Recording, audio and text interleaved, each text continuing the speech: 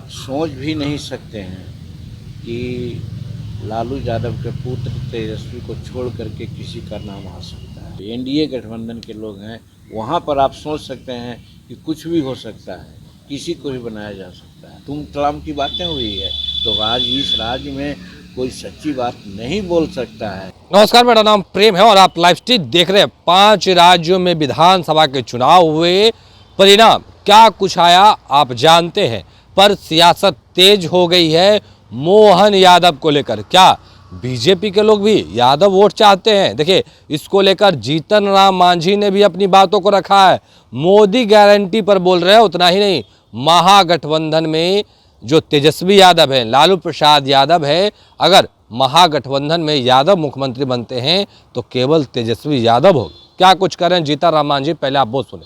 निश्चित रूप में ये भ्रांति, जैसा पहले मैंने कहा कि लोग कहते रहे हैं कि भाजपा स्वर्णों की पार्टी है, और मध्य प्रदेश और छत्तीसगढ़ में मुख्यमंत्री के चुनाव से स्पष्ट हो गया है।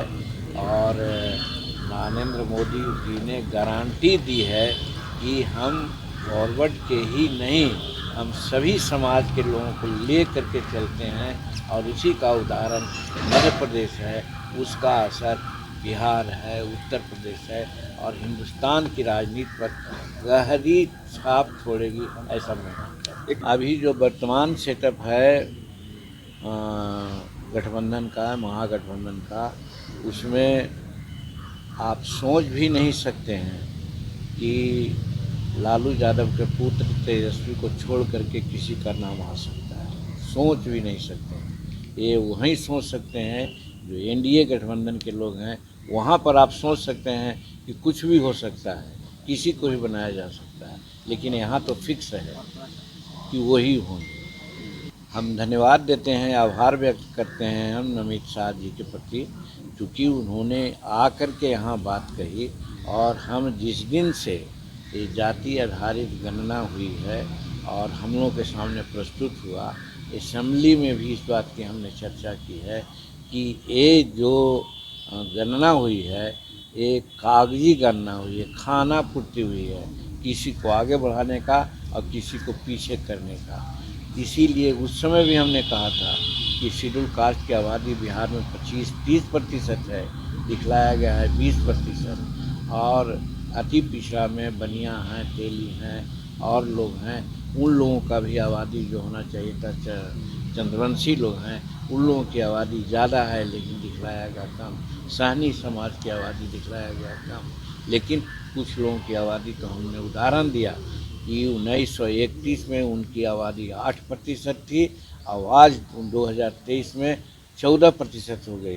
दूसरी तरफ भुइयाँ मुसहर की आबादी 1931 में 3%, 3.25% थी, आज भी उनकी आबादी 3.7% है।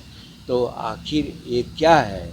ये इन लोगों को, दलित लोगों को जो कहते हैं कि हम बड़ा दलित के प्रति हिमैती हैं, तो दलित का तो उन्हें भ्रूण हत्या कर रहे हैं, और जिसके चलते बतला रहे हैं जिसकी जितनी जनसंख्या भारी मिलेगी उसको उतनी हिस्सेदारी। तो पहले ही तो हमको काट दिया एक चीज़। और दूसरी तरफ हमने यहाँ पर प्रासंगिक बात है जो आपने पूछा, उस जवाब से अलग है कि बिहार विधानसभा में यही हमने कहा था कि मान्यवर 16% हमारा रिजर्वेशन है। अभी हमको कितना मिला, कितना कोटा है, बैकलॉग कितना है, और उन्होंने नहीं बताया। हमने कहा कि रोस्टर 1971 से लागू है और 16% हमको आरक्षण मिलना चाहिए। हमारे पास डाटा है कि 3.7% आरक्षण है। तो ऐसा रहेगा तो एक शताब्दी में हमारा आरक्षण पूरा होगा, तो आरक्षण बढ़ाने से आपको क्या फ़ायदा हुआ? पहले ये तो कीजिए। इसी पर तो तुम तमाम की बातें हुई है।